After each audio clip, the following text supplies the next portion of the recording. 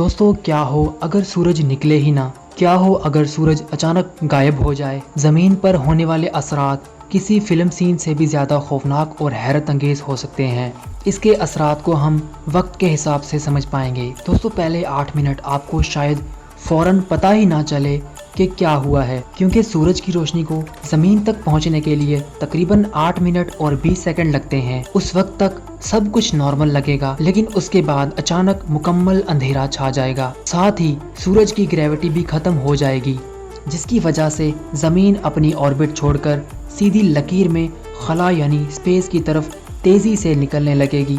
पहले 24 घंटे मुकम्मल अंधेरा और ठंड बढ़ने लगेगी। चांद भी नज़र नहीं आएगा, क्योंकि वो सूरज की रोशनी को रिफ्लेक्ट करता है। जब सूरज की रोशनी चांद पर पड़ती है तो वो चमकता है, और फिर कुछ हफ्तों बाद फोटोसिंथेसिस का खात्मा होने लगेगा, क्योंकि पौधे प्लांट्स रोशनी के बगैर ऑक्सीजन बनाना बंद कर देंगे। हालांकि ज़मीन पर इतनी ऑक्सीजन मौजूद है कि इंसान काफ़ी अरसे तक सांस ले सकते हैं, लेकिन पौधे मुरझाना शुरू हो जाएंगे और साथ ही टेम्परेचर गिर जाएगा और शदीद सर्दी होने लगेगी।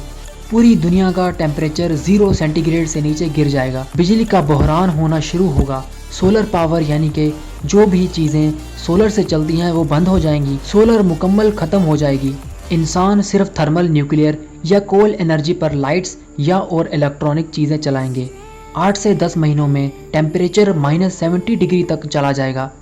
ज़मीन का दर्जा हरारत इतना गिर जाएगा कि समंदर की ऊपरी तह यानी कि टॉप लेयर सख्त बर्फ बन जाएगी। जिंदगी का खात्मा होने लगेगा, क्योंकि ज़मीन के ऊपर मौजूद तकरीबन तमाम जानवर और पौधे खत्म हो जाएंगे। इंसान सिर्फ उन जगहों पर बच सकते हैं जो ज़मीन की गहराई में हो या बंकर्स में, या फिर इतनी गर्मी में हो कि -70 डिग्री से बचा जा सके। दोस्तों 2 से 3 सालों बाद एटमॉस्फेयर का जमना, हवा इतनी ठंडी हो जाएगी कि एटमॉस्फेयर की गैसेस जमकर बर्फ की तरह ज़मीन पर गिरने लगेंगी। ज़मीन एक जमी हुई या फ्रोज़न पत्थर की बाल बनकर खला में भटकती रहेगी।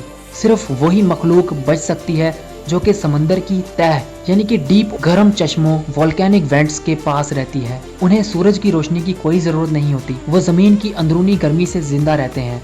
आखिर में ये कहता चलूँ कि सूरज के बगैर ज़मीन पर ज़िंदगी का तस्वर नामुमकिन है।